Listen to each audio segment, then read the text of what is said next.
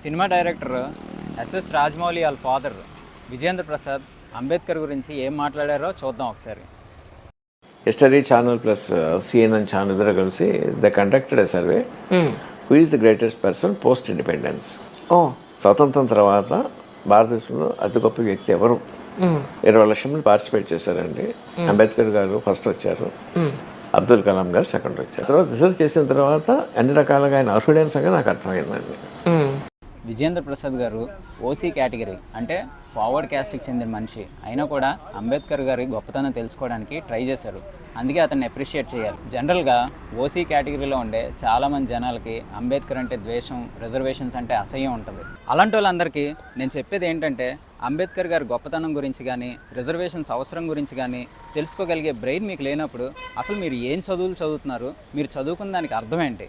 సొసైటీలో జరిగే చాలా ఇష్యూస్ ఓసీవాడికి కనిపిస్తాయి కానీ క్యాస్ట్ డిస్క్రిమినేషన్ అనేది మాత్రం ఓసీవాడికి కనబడదు. క్యాస్ట్ డిస్క్రిమినేషన్ అంటే ఏంటి అనేది బీసీ, ఎస్సీ, ఎస్టీ వాడికి మాత్రమే తెలుస్తుంది. ఎందుకంటే అది ఇప్పటికీ సొసైటీలో ఉంది కాబట్టి. రిజర్వేషన్స్ మీద ఒక వీడియో చేస్తా, కానీ ఇలాంటి షార్ట్ వీడియో కాదు, డాక్యుమెంటరీ టైప్లో చేస్తా. దెబ్బకి రిజర్వేషన్స్ మీద వ్యతిరేకంగా అగైనెస్ట్గా ఎవడైనా మాట్లాడాలంటే భయపడేటట్టు డాక్యుమెంటరీ తీస్తా. క్యాస్ట్ డిస్క్రిమినేషన్ అనేది చాలా ఎక్కువగా ఉండే రోజుల్లోనే అంబేద్కర్ గారు పెద్ద పెద్ద చదువులు చదువుకొని మన రాజ్యాంగాన్ని అంటే కాన్స్టిట్యూషన్ని రాయగలిగేంత హై పొజిషన్కి ఎదిగారు. అంత హై పొజిషన్కి వెళ్ళినా కూడా తనలాగా క్యాస్ట్ పరంగా ఎవరు ఇబ్బంది పడకూడదని బీసీ, ఎస్సీ, ఎస్టీ అనే క్యాస్ట్ బేస్డ్ రిజర్వేషన్స్ కాన్సెప్ట్ని తీసుకొచ్చారు.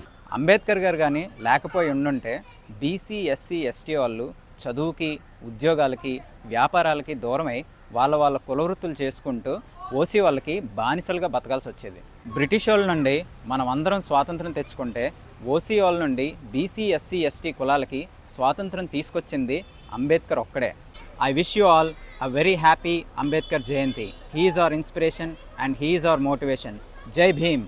This is Balaji Kocherla and my content will always be hard hitting, fascinating and exciting.